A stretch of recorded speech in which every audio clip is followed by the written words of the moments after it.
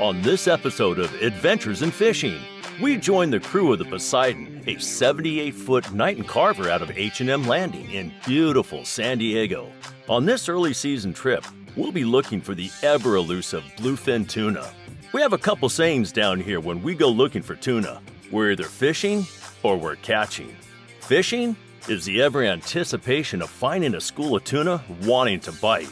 Catching? Well, that goes without saying because when you hook one of these beasts, you are in for the time of your life.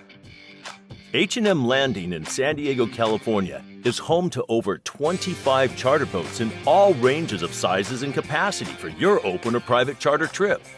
If you've ever been on a trip such as this, arriving at the dock can be quite intimidating. On this trip, we arrived early to meet up with some of the folks and the crew of the Poseidon. The crew aboard the Poseidon, as with the rest of the fleet, are always there to assist you in any way they can, and helping with your gear upon boarding is no exception. When you get on board, get a lay of the boat as to where your gear is stored and where you want your rods positioned, then head into the galley to get checked in. There will always be a safety briefing, so listen up. As with this trip, you may be with others who are not as seasoned as you, and as fishermen and women, we always help out one another. Butt ends of the gaps, pointy ends of the gaps. Just be mindful of your surroundings here. We do have a full first aid kit on board. All the good stuff to prepare us if we need to be, but hopefully we don't have to use it. Starting up top here, I have 2 life rafts. In San Diego, typically, your first stop is to pick up bait, and the Poseidon has a large bait capacity that gives her plenty of bait to fish up to 4 days at a time. This is a really good opportunity to get your gear set up for that night while the boat isn't pitching or rolling. Night fishing for bluefin out of Southern California is always done on jigs. Everyone has their favorites, from the new Eddie Bombs to Katy Perry's, Streakers to Nomads, and many others out there. The crew will tell you the weight.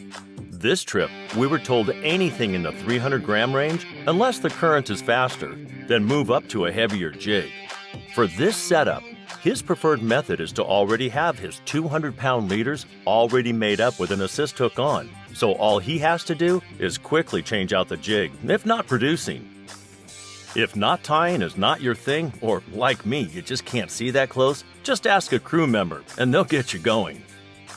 If you've gone enough times, or maybe this is your first time learning, there's many facets to these trips: preparing, fishing, catching, eating, sleeping, or waiting. On the first night, it's always recommended to get as much rest as you can. You just may need your energy for later.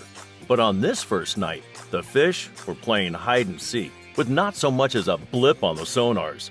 Morning came and it gave me a great opportunity to catch up with the captain. We're here with Steve Cole, captain of the Poseidon out of H&M Landing. So last night, we were met up with hopeful jitters, but the fish eluded the best of the fleet. What do you think happened? It's hard to say. This fish it's been racing around everywhere. It's been really hard to stay on top of. It pops up one area one night and another area the next day and back in a different area the night and back in a different night, square one. Yeah. So it's hard to stay on top of this time of year. It's kind of racing around. Needs to get settled into an area for us to have some consistent fishing. But we still got plenty of time. How long have you been fishing and what made you head in the direction of being a captain? Well, I've been fishing my whole life. I started fishing largemouth bass at the lakes when I was a kid, and then started getting into saltwater fishing right around when I was 12, 13 years old.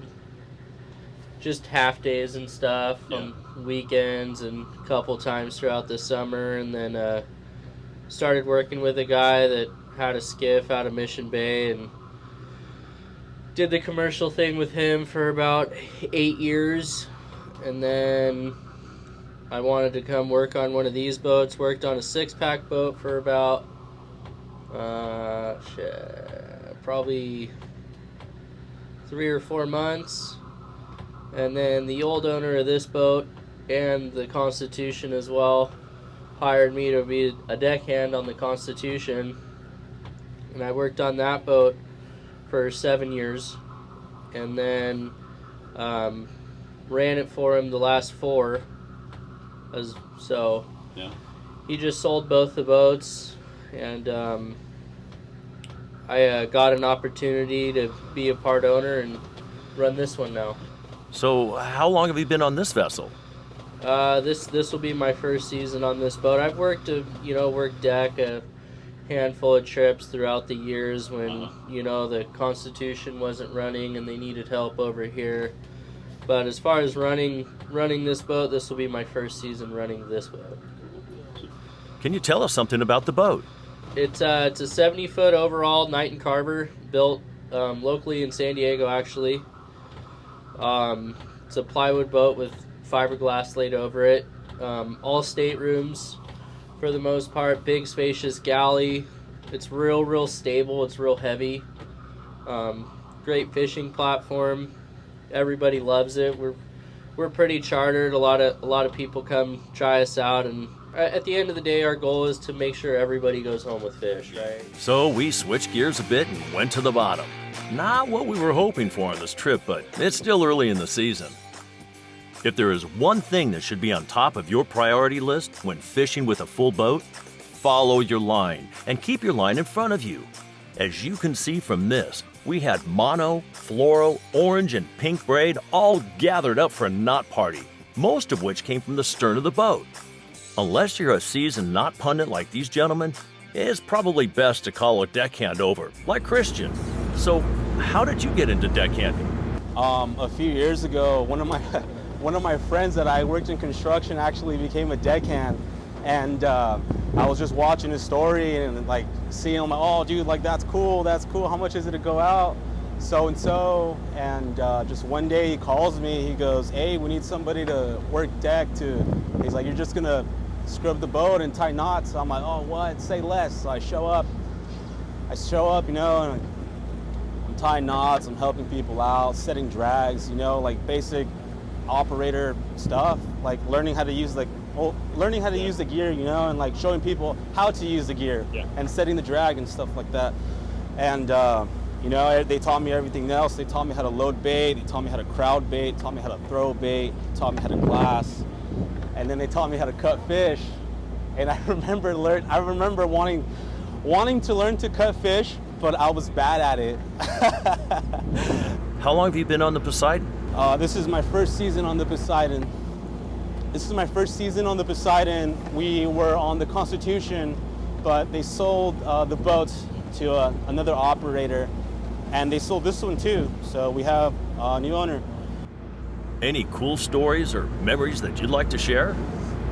Bottom line, I need them to catch fish.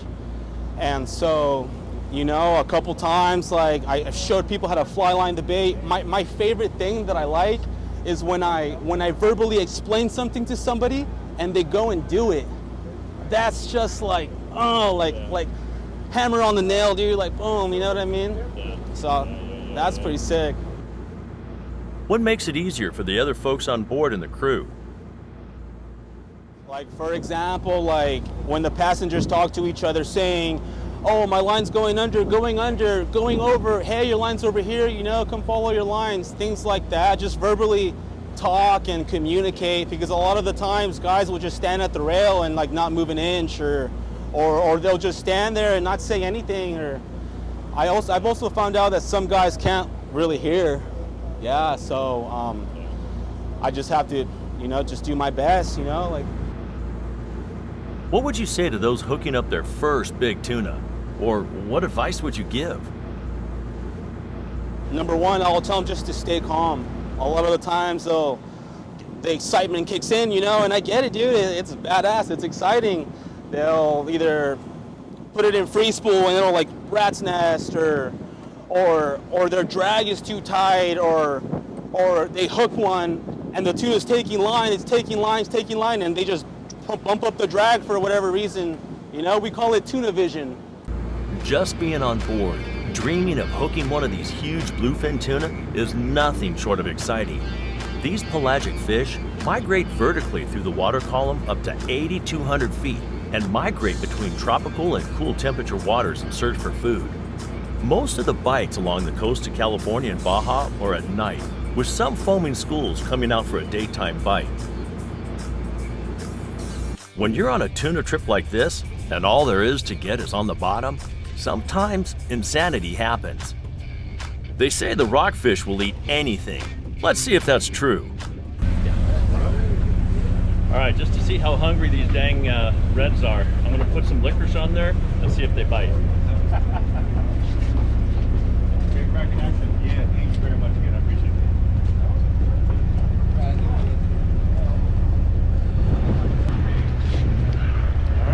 All right, let's see. Red for red. Red for red. How we doing? I'm coming on the side. Dude. Greg's fish floating out there, huh? You need to go that way. That way. There you go. Keep going. Let's see what happens. That's a licorice bite. This one? Uh-huh. Oh, you never reeled it up yet? No. This is a licorice bite. Huh? Put it on the bottom hook or the top hook? Both of them. Really? Oh yeah, I didn't want any doubt. Yeah. All right, well.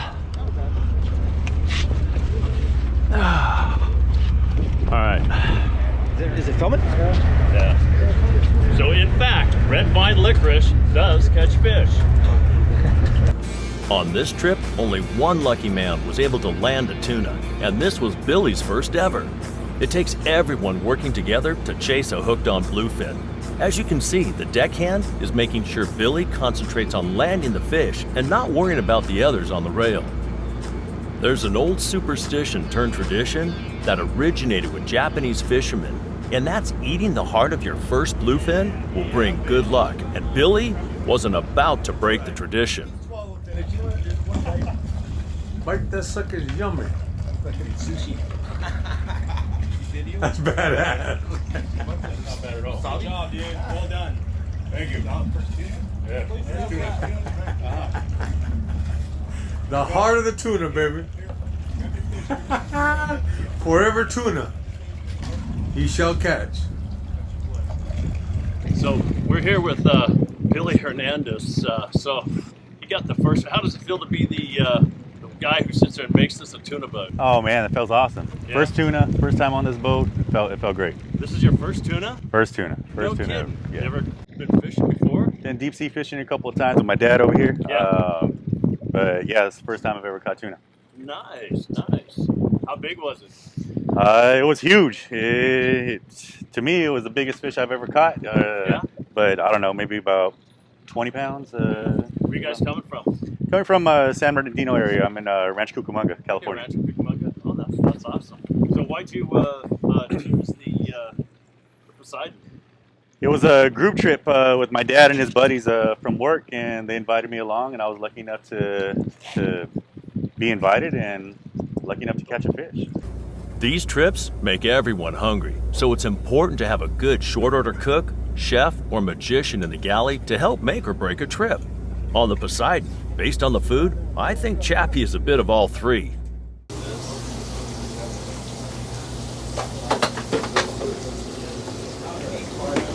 So what's on the menu for tonight? So we got baked potatoes, tri-tip, Caesar salad, and a roll, and a piece of cake. So I found out some time ago that you and I have actually met before. I had the opportunity to try one of your specialties. Do you remember what that was? Tuna melt, my special of the day. How did that ever come about?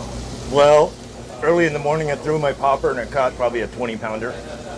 Gaffed it, cut the head off, gutted it, put it in the oven. That's like 8:30 in the morning. 10:30, take it out, let it sit, peel it up, make your tuna. Special of the day. So. Any special memories you can share with us? Oh, a lot. I mean, probably 10 years later, the son and dad come out, and I hooked the son's first fish. He was like 7 or 8 years old. Really good. Pretty cool memory.